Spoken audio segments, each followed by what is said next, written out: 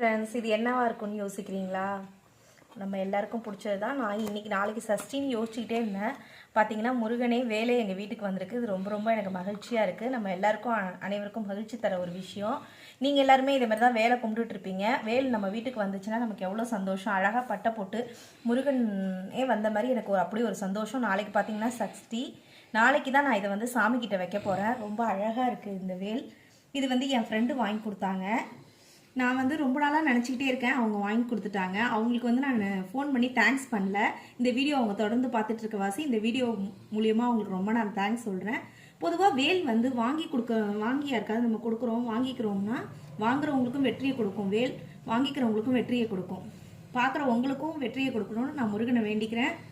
இந்த வேல் பிடிச்சிருந்தா மறக்காம உங்களுக்கும் இதே மாதிரி உங்க லைஃப்ல ஏதாவது உங்க ஃப்ரெண்ட் வாங்கி கொடுத்த தருணம் இருந்தா மறக்காம கமெண்ட் பாக்ஸ்ல சொல்லுங்க. இந்த வீடியோ பிடிச்சிருந்தா மறக்காம லைக் பண்ணி சப்ஸ்கிரைப் பண்ணுங்க நம்ம சேனலை.